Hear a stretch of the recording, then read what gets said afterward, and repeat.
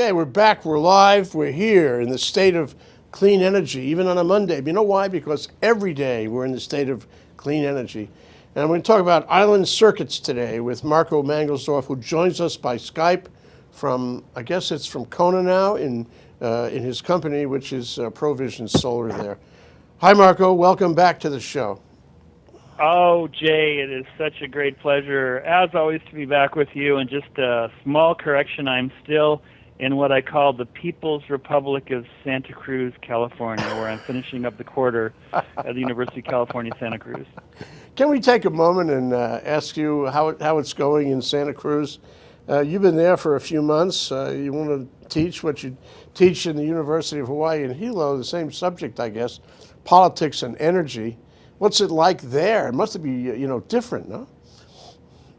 Well, one of the principal changes or differences is that I must necessarily spend part of the beginning of the quarter focusing not on Hawaii energy politics, but on California energy politics, because I'm teaching at a California university. Fair so enough. That's the principal difference, and it is a qualitative change to some extent in terms of the makeup of the students and the overall environment, and it's just great to be able to kind of see and experience an academic environment that's different from the one I've known these past years at the University of Hawaii Hilo. So I enjoy them both. Yeah, I want to press in on the one at Santa Cruz. I mean, do you find the students sophisticated more or less than Hawaii on matters of energy and renewable energy and for that matter, the politics around energy? I mean, are they reading, thinking, having visions about these subjects?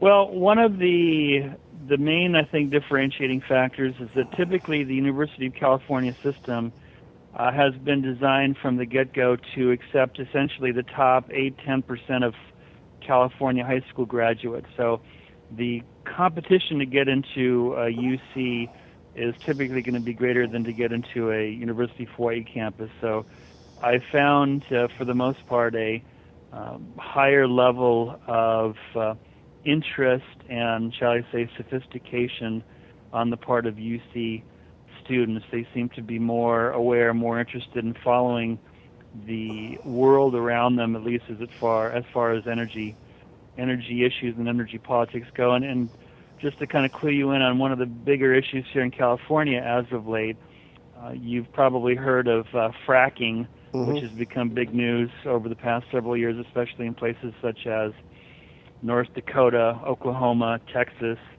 and there is supposedly the largest natural gas and oil shale formation in the U.S., known as the Monterey Formation, and it is estimated to have 4 or 5 times the quantity of oil that the Bakken Formation has up in the North Dakota, Canada area. So it would truly be something of a game changer on multiple levels if the decision was made by Governor Jerry Brown, who's doing his second stint now as governor of the state of California, if he were to go full speed ahead as far as authorizing an aggressive policy of fracking the Monterey oil formation. And he's yet to do that, and he's being urged by a lot of the environmental organizations, to essentially do a moratorium, implement a moratorium saying no fracking whatsoever. So it's a very, very political issue here that has environmentalists and energy folks and the common folk as well very engaged, with the county of Santa Cruz voting not too long ago to ban fracking within county limits, which of course is kind of more of a feel-good decision than a practical one, because there's been no proposal to do frack in Santa Cruz, and our friends in the city of Beverly Hills also voted to ban fracking, but again, very little likelihood that there's going to be any energy companies are going to want to frack in under Beverly Hills. So it's been quite enjoyable to kind of turn my focus away from Hawaii energy politics to California. Well, what does it teach us, the fracking issue, as opposed to renewables? for Hawaii. To me, I think one major issue coming down the pike, and I actually think it's closer than it seems to be. It's like when you look in the mirror of your car and it says objects in this mirror are closer than they really are, or something. I think LNG is closer than it seems to be. I think one day, in the coming few years, or months, it's going to be with us, and we're going to have lots of money spent on it. We're going to have cheaper prices by it. We're not going to have a lot of public conversation about it. It'll just happen. So what do we learn? What can we learn from, the events in California, Santa Cruz, fracking there, in terms of dealing with the LNG issue that's coming down the pike here? There are at least a couple of perspectives on that, Jay, and I think it's a very juicy question.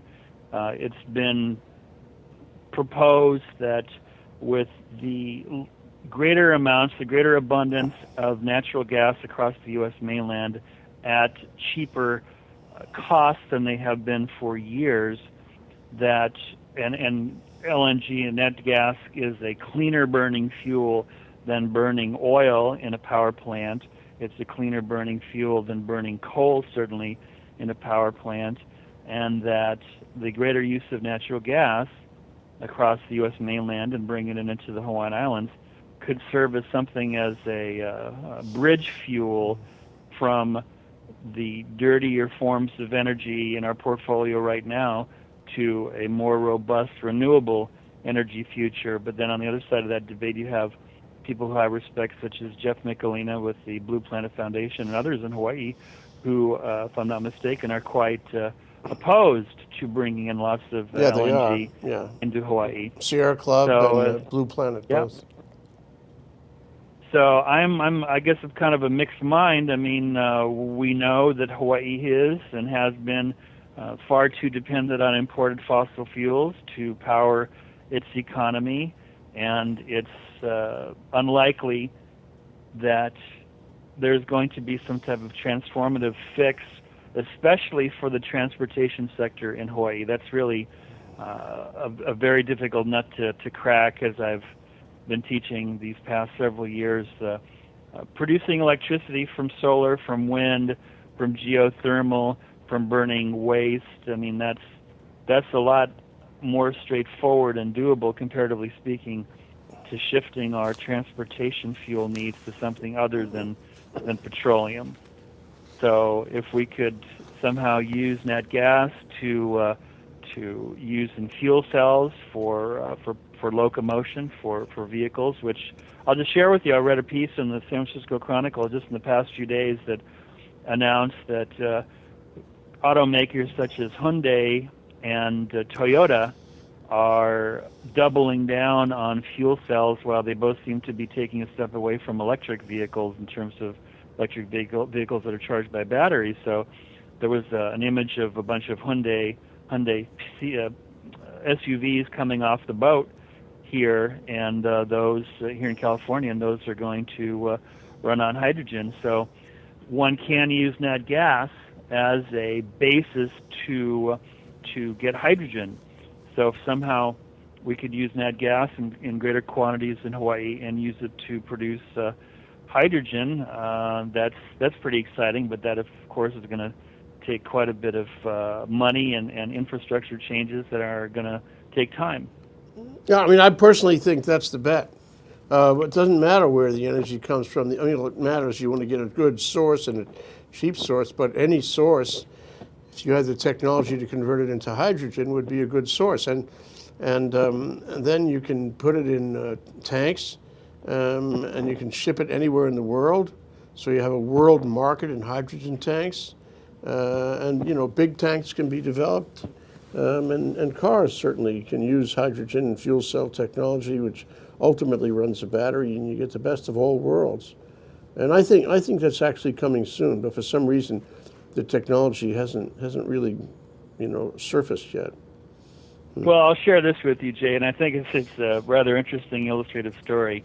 Back in 2004, then Governor Arnold Schwarzenegger, who succeeded poor old Gray Davis, after Gray Davis was unceremoniously deposed in a recall election for doing nothing wrong, by the way, except being kind of a doofus when it came to some of his political decisions. But nonetheless, he got on the bad side of California voters, and he was thrown out, and Governor Schwarzenegger, or Arnold Schwarzenegger, became governor. And one of Schwarzenegger's signature efforts in terms of clean energy was to vow that he was going to create a hydrogen infrastructure up and down California, and that this was back in 2004. He vowed that there would be 200 or more hydrogen fueling stations north and south, east and west in California.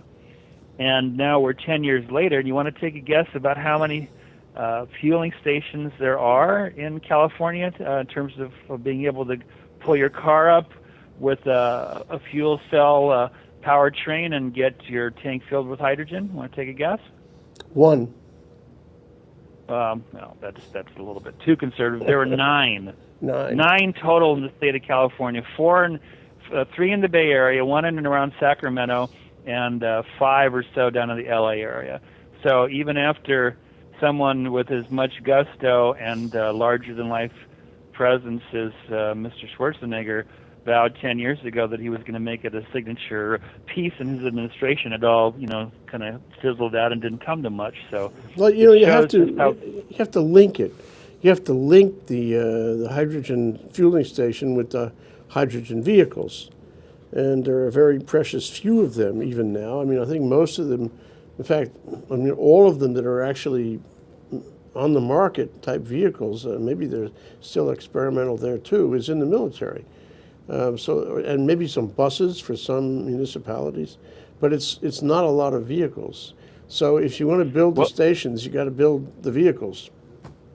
And in order to build the vehicles, you got to have the stations. I mean, purely as a chicken and egg in terms of what good is it having a fuel cell powered, hydrogen powered vehicle if you don't have the infrastructure to be able to fuel up?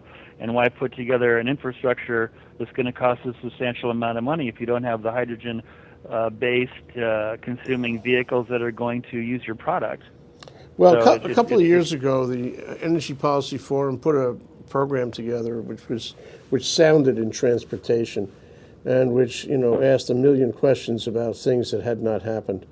And we're actually doing that again, this time in July 22nd at Laniakea. We're doing a program called What Hasn't Happened. And one of the things that hasn't happened, one large thing that hasn't happened, is transportation. I mean, there's really nothing going on. And, you can look at the ads on television. God, sit there and watch whatever you watch now on cable. You get 27 car ads, and all the car ads are all for fossil fuel cars. And people buy them, and then they populate all the roads, and we don't make any progress at all about it. Right. By the way, they're calling you to participate in that program. I hope you can make it. Yeah, thank you. I'd like to. Yeah. So, transportation, big problem, but I think the answer is probably, conceptually simple. It's hydrogen, somehow.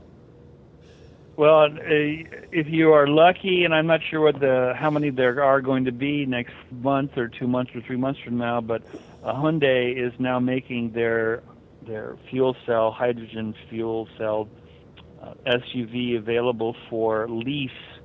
So it is interesting that the big automakers are not going to be selling them outright, at least initially. They're going to be leasing them, which means, of course, that they retain ownership of the vehicle, just like General Motors did of their EV back years ago, and caused people to literally break down in tears when GM said, okay, the lease is over, you have to give back your vehicles. And these people who had grown very attached to their electric vehicles were incredibly despondent with the thought that GM was going to take those vehicles and put them in the masher, which is exactly what they did. Hence I remember the film of a number of years ago, Who Killed the Electric Car. Yes, so yes.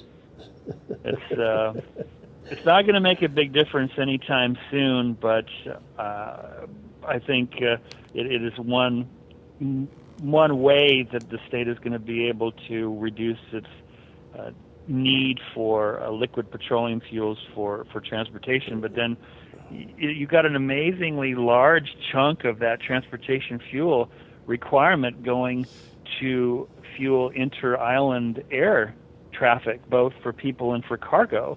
And as far as I know, I've never heard of any fuel cells that are going to be powering aircraft. I mean, No. the best we can do, what Richard Branson has been doing with his Virgin Atlantic, Virgin America fleets, he's been running his aircraft on a bio mix with substantial percentage of petroleum-based fuel along with a biomass-based fuel. So I don't know if Hawaiian or Aloha Cargo or any of the main carriers, are thinking about doing that or not.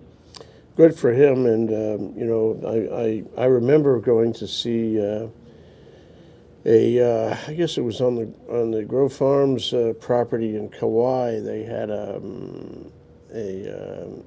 farm there that was growing algae with a view toward making jet fuel. The next time I looked, it was closed. I don't think algae is going to make jet fuel anytime soon. It was all this talk, but it isn't happening. So I think planes are somewhere in the distant future. Cars for now. And your point about the neighbor islands is really an interesting point, because it puts into even greater relief the lack of a ferry. If there was a ferry, a commercial ferry, such as Super Ferry, just like that actually, could deliver goods.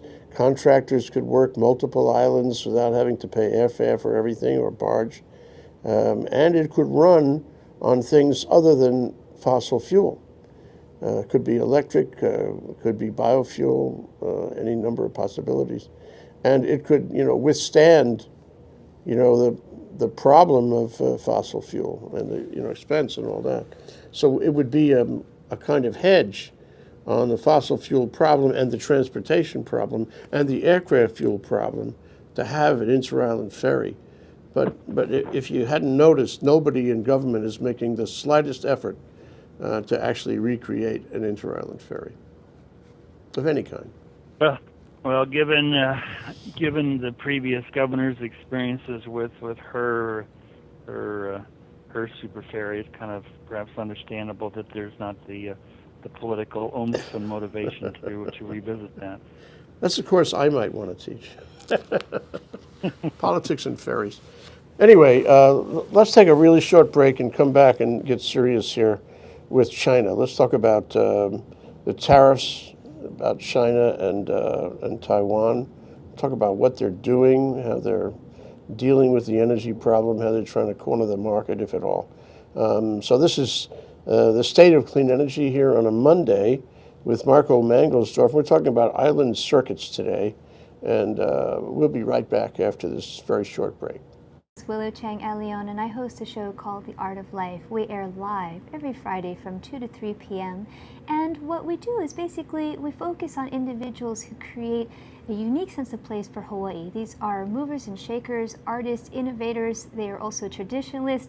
They're all involved in the archival process, and they make this place a unique place, one that makes Hawaii a richer place to be. I hope you do join us, and certainly tell your friends about the show, whether they live here or they live abroad.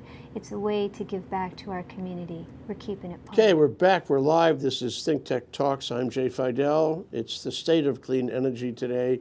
We're talking about island circuits, if you like, with Marco Mangelsdorf, who joins us not from Hilo, but from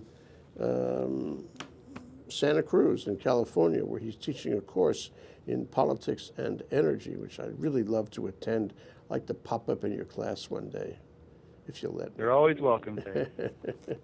Anyway, China. China's the big word today. We've had a couple of China shows already, and we should talk some more about China and energy. How are they doing in the renewables department? The Chinese central government in Beijing and the provincial governments, many of them, have pretty significantly increased their commitments, at least on paper, to more renewable energy for the People's Republic of China, given the fact that the appetite for energy in China has been growing by leaps and bounds, and by 2020, according to party leader and President Xi Jinping, the expected increase in the demand for energy resources is expected to as much as double in the next 6 or 7 years in China, which is truly mind-boggling, because if you look at a graph of China energy consumption over the past 20 or so years, the increase of their consumption of energy resources across the board has already been almost kind of J-curve-like, and with the leadership saying that they're expecting that to double, truly is going, to use Star Trekkian terms, where no man has gone before, and giving a lot of folks who are aware of the Chinese energy consumption real concern, based on the fact that China is and will continue for quite a while to be substantially dependent on burning coal, which is one of the worst greenhouse gas emitters in terms of fossil fuel substances on the planet.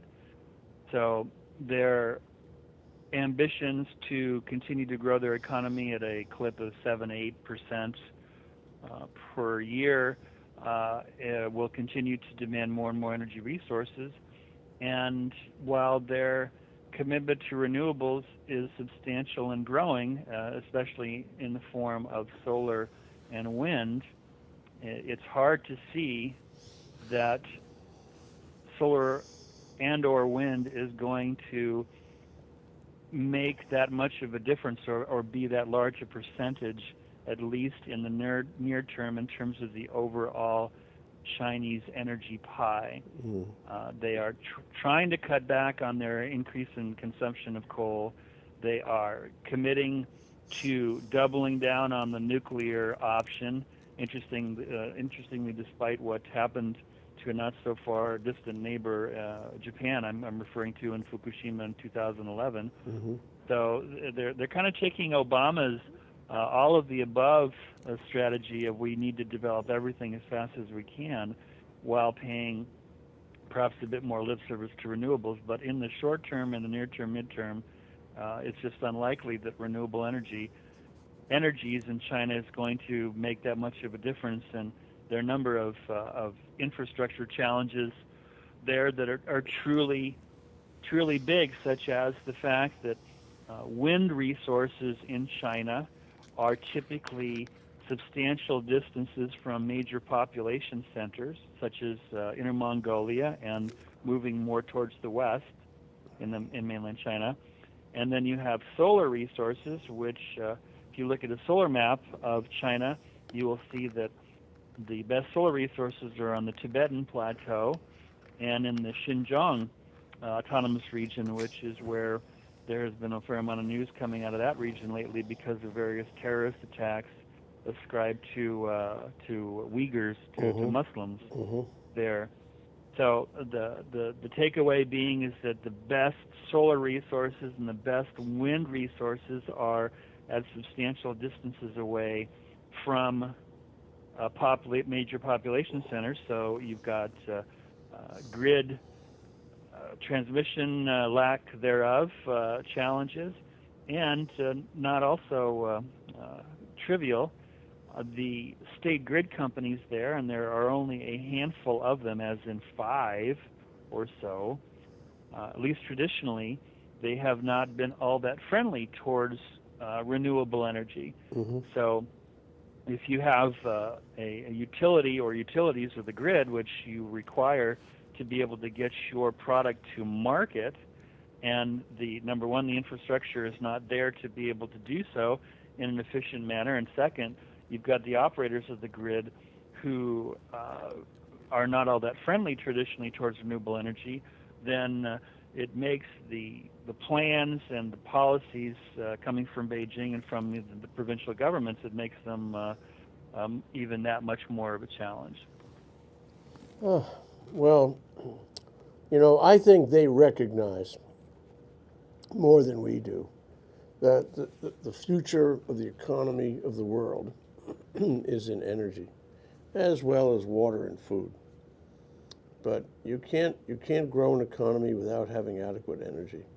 And I think they made their minds up about this a few years ago. I remember we had an exchange Chinese lawyer in the exchange lawyer system here back, say, 4 or 5 years ago.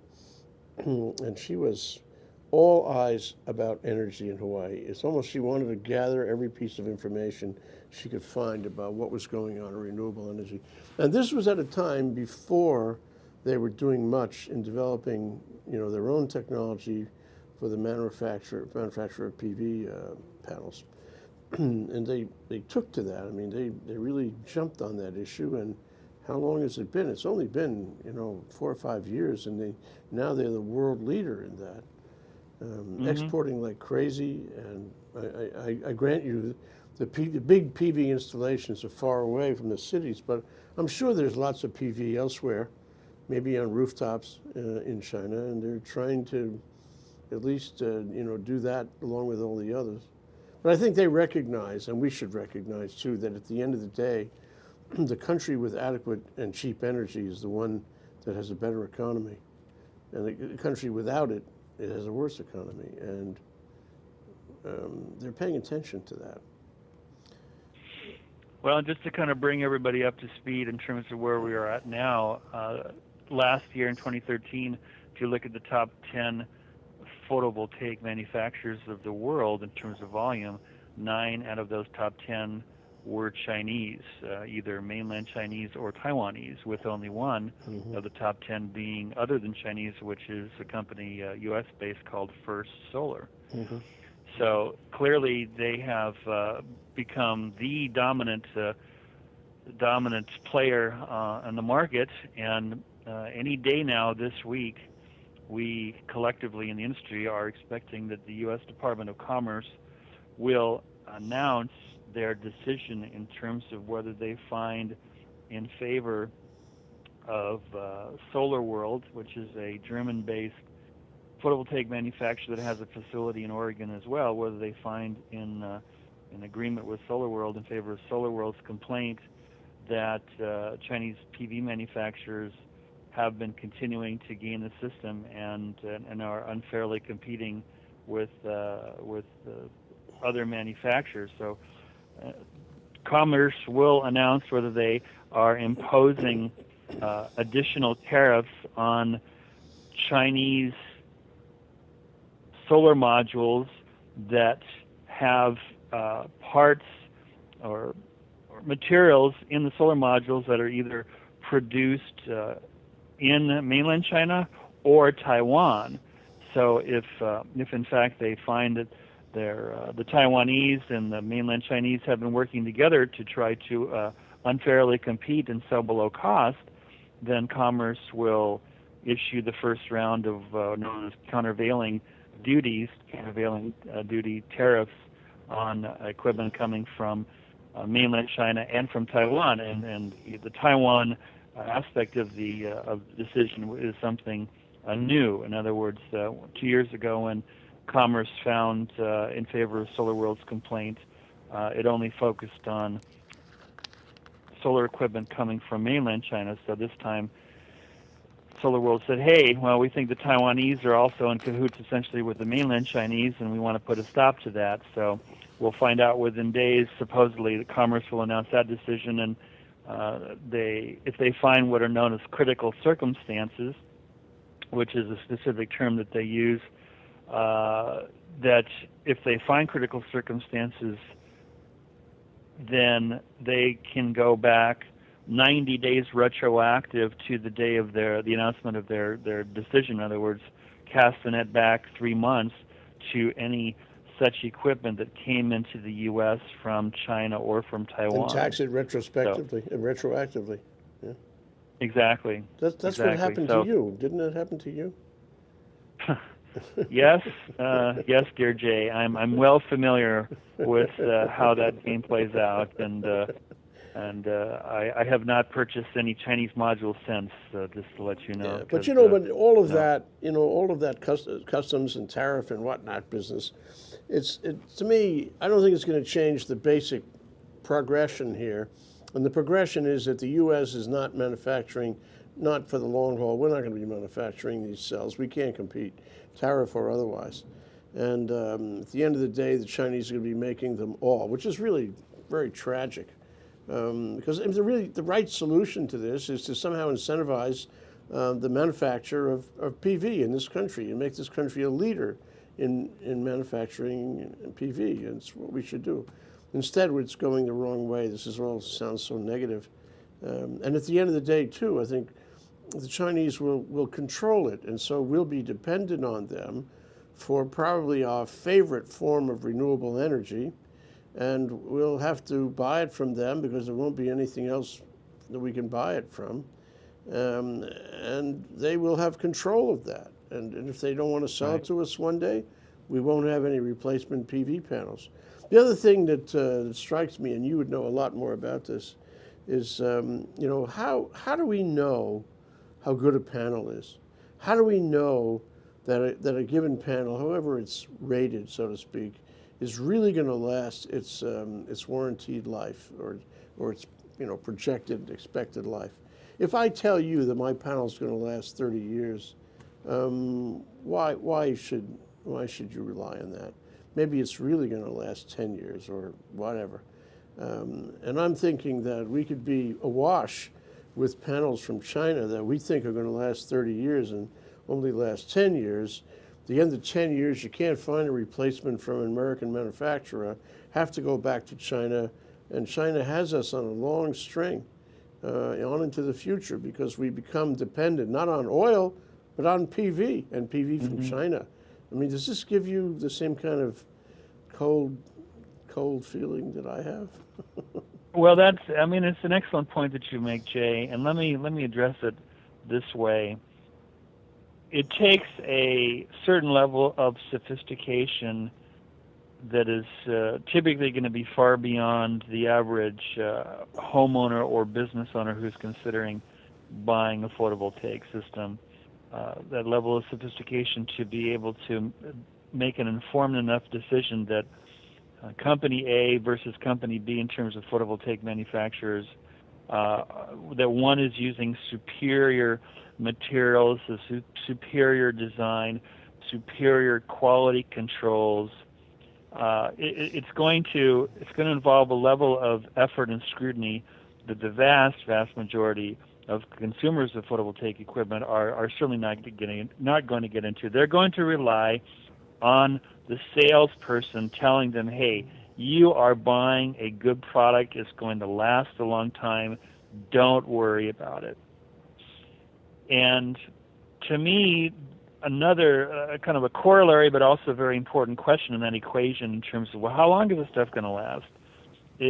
Certainly you can question whether, well, is it more likely to last longer if it's from China versus whether it's made in the Czech Republic or whether it's assembled in Taiwan or in Oregon or in Texas or in Italy. But I would say just as important a question to address is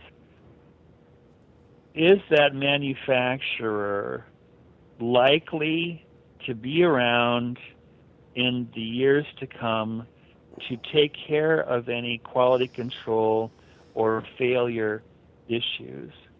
And I can give you an excellent case in point in that for a number of years in the late 1990s and early 2000s, the number one photovoltaic manufacturer on the planet was a company by the name of BP Solar. BP as in British Petroleum, although they now refer themselves as Beyond Petroleum. BP is one of the largest companies on the face of the planet in terms of gross revenue. They're definitely in the top 10 worldwide. And they were sitting astride the top of the PV world for a number of years. And for, in my opinion, a number of poor business decisions over time and kind of a rotating door at the CEO level, they went from being number one to number two to number five, and they dropped off the map. And what was it, 5-6 years ago, they got out entirely. BP decided to completely pull the plug on their photovoltaic operations. Why? Well, they simply weren't making the type of return that they wanted to make, and they cut their losses and they got out. So you would think that a big company that was number one in the world, backed by one of the largest corporations on the planet, with all this money, all this resources, that they would be committed to putting out a very high quality product. Well, they were. They were committed to doing that, but that didn't stop a design flaw from being rather rampant in BP solar modules that those of us who installed them back in the day are dealing with on at least a semi-regular basis. Does it mean that they blew it? Does it mean that they made poor choices? Not necessarily, but stuff happens in terms of things that come up a year, 2 years, 5 years longer down the road, in terms of degradation of wire, of components, and so forth. So in this particular example, BP is making good on any and all legitimate warranty claims for their modules that have gone bad in the field. So the point I'm making is that when you've got a company such as a BP, or such as, for example, Shot Solar was a very solid product. They'd been making solar modules for 30 years until they got out of the market, the PV market, a couple years ago. They're a big German multinational, electronics and aeronautics. And they too came to a similar calculus that they just couldn't see making money in the current climate, and that wasn't likely to change, so they got out. But they are continuing to warranty whatever solar modules are out in the field. And I could say the same about SunPower as well. I think SunPower is a U.S.-based manufacturer. They have facilities in places such as Malaysia and the Philippines, and they are backed by Total, which is the 10th largest company on the planet in terms of revenue, and Total is a Paris-based energy company. So my takeaway being that those manufacturers who are either backed by or part of a large multinational company that is likely to be around for years, if not decades, I think that is the better bet for the consumer if they are purchasing a system that they want to have last a long time. Now, if you are getting a system that is through a third-party ownership option, which means that you don't own the system, that a third party does, whether it's a Vivint Solar, whether it's Sunrun, whether it's Solar City, there's less exposure, less liability to the customer, to the homeowner, because the onus is on the owner of the system to have the product work properly and last as long as the contract, because they don't make their money unless the solar modules are putting power. Yeah, so that's going to get more popular as we go forward, right? Right. I mean, for the consumer and also for the coupon clip. And it also gives you, a greater stability somehow, because it's necessary to maintain in order to do the coupon clip. But, I remember going to China a couple of times ago, and one of the guys on the trip was an insurance guy. And he had concluded that in China, they didn't have a lot of warranties that were available, those secondary warranties on new cars. And they were selling a ton of cars, but only the primary warranties.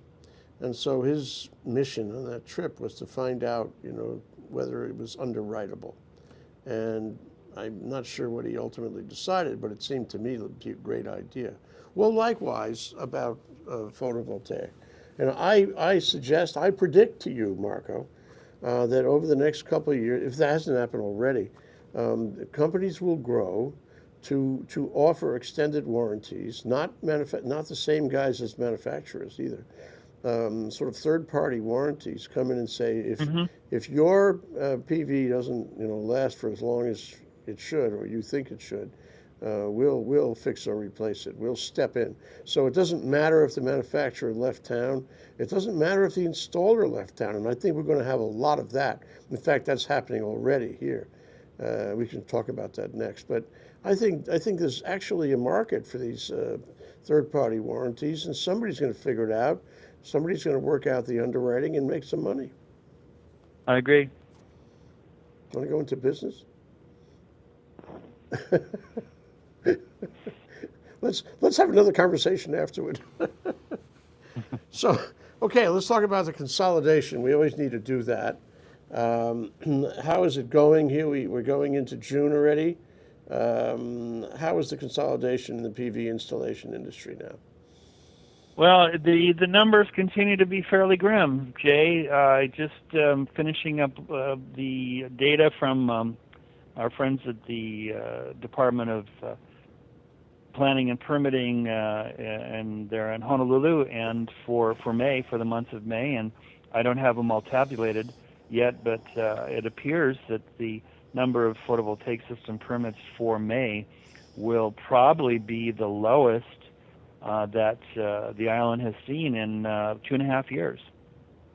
And that is causing not a small amount of grief to quite a few companies on Oahu that have seen their sales drop rather precipitously. And I hear from a number of sources that the downsizing, or as one of my friends put it, right sizing of personnel is definitely happening, which means that there are people losing their jobs or having their hours cut back, and it's very hard to see any type of near-term fix to that trend stopping.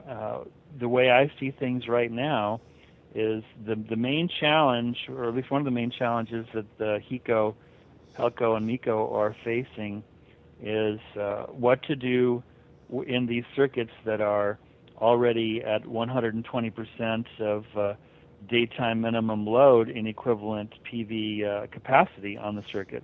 That is where it appears the red line is more or less being drawn by the utilities, saying, we're looking for answers, we're looking for solutions to go beyond that, but right now we don't have much to offer. And the issue, as I understand, is that during the minimum demand or the minimum load times for HECO, HELCO, MECO are typically during the day between 10 a.m. to 2 p.m., 10 a.m. to 2 p.m., which just happens to coincide with the best solar generation hours.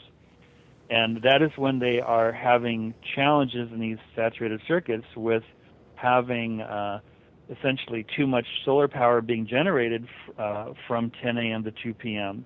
And what to do with it? How is it affecting that circuit stability, and how is it therefore affecting overall grid stability?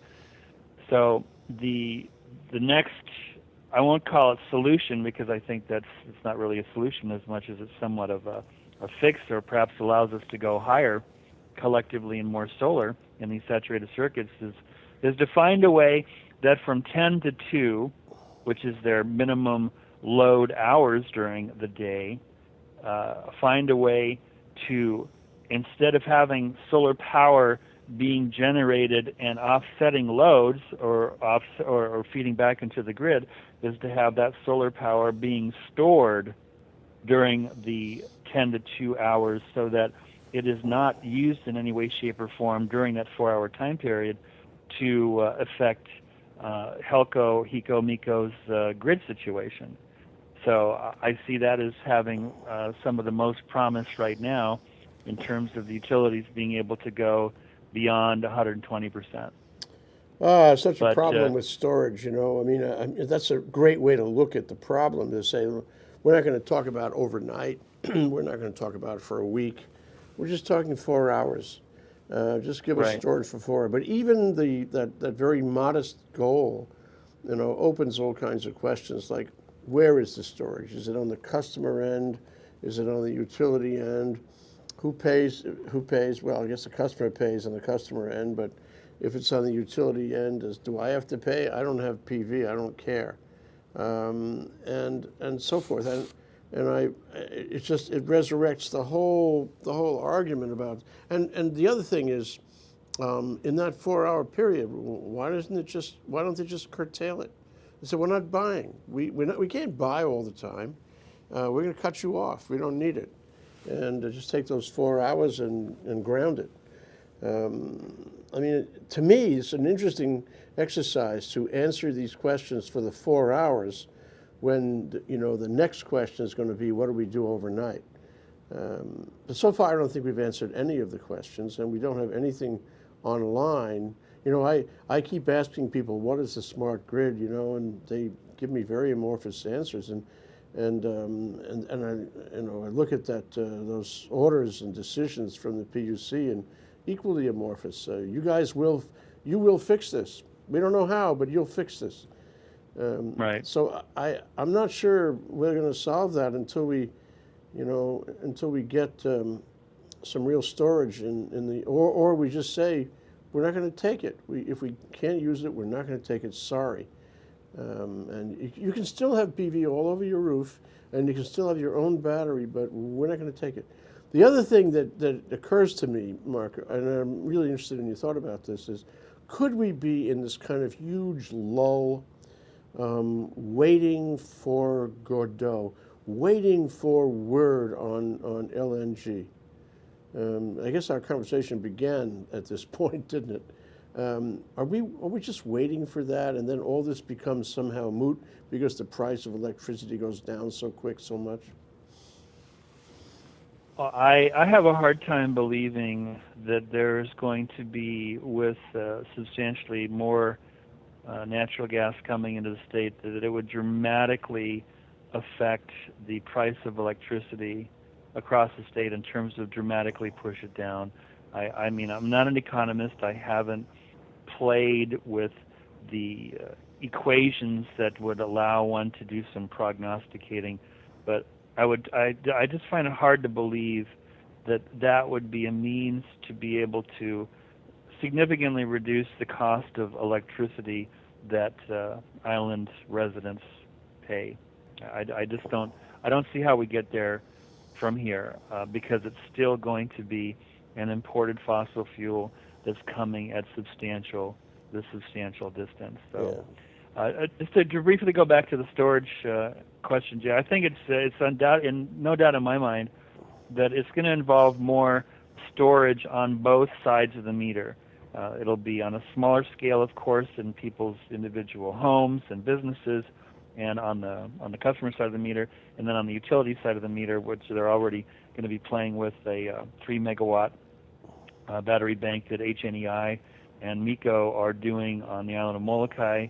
The utilities will go further and further in developing utility scale storage to be able to mitigate against winds that start and stop and suns that play peekaboo behind the clouds. Yeah, so it's going to happen on both sides of the meter. Maybe that'll be the logical conclusion of all this motion practice in the PUC. That the utility will have to find a way to build more storage and thus accept more power.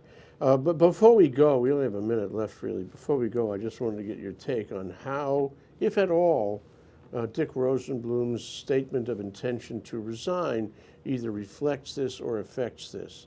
Where does that, is that just a personal decision, or is there a greater implication?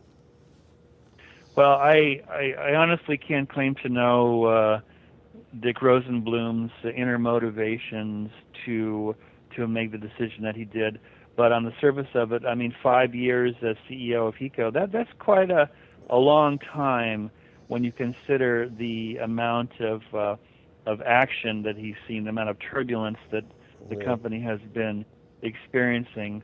So I see his leaving and the inevitable passing of the baton as a pretty big deal, because at no time in HECO's recent history has the company been in such a state of being rocked, essentially, as in being buffeted by an increasingly almost strident Public Utilities Commission. You've got impatient lawmakers.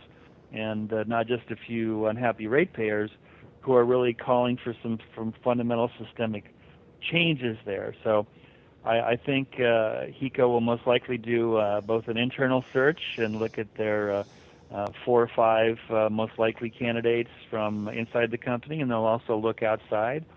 And it'll be very interesting to see who they ultimately choose, and whether, there's kind of this bias, I think, in Hawaii, that when you've got the need for a CEO or some high-level executive to be replaced, that there's a clamor for, we should do all that we can so that the person is coming from the state and be a local guy or gal rather than look to the mainland. And it'd be interesting to see whether HECO is going to feel much of that pressure in terms of engaging a headhunter firm to the tune of 10,000, 20,000, however many tens of thousands of dollars to do a nationwide search. Now, I don't know whether they'll do that or not. I certainly think that they've got a number of top-level execs who certainly could fill the next CEO position, but that's certainly not my call. But I think the challenge is going to be substantial, and who would really want to step into the breach of taking on all the challenges that HECO is going to be dealing with, not just now but in the future? And I think that person has to have a very progressive vision of where the company should go in this brave new world of saturated circuits, and he or she has to have a thick skin of pretty much an armadillo to be able to deal with the inevitable arrows that are going to be fired in that person's direction, and have the genuine smile of a person who relishes that opportunity to try and almost do the impossible. And it'll be interesting to see that process unfolding and see who that next person is. Well, let's keep on comparing notes, Marco. It's Marco Mangelsdorf, joins us from Santa Cruz, California, where he's teaching a course in politics and energy, just as he does in Hilo. He's with Provision Solar in Hilo, and we always enjoy having him on the show. Thank you so much, Marco. Jay, truly always a special evening and afternoon that I can look forward to talking to you. So thank you again so much. Aloha.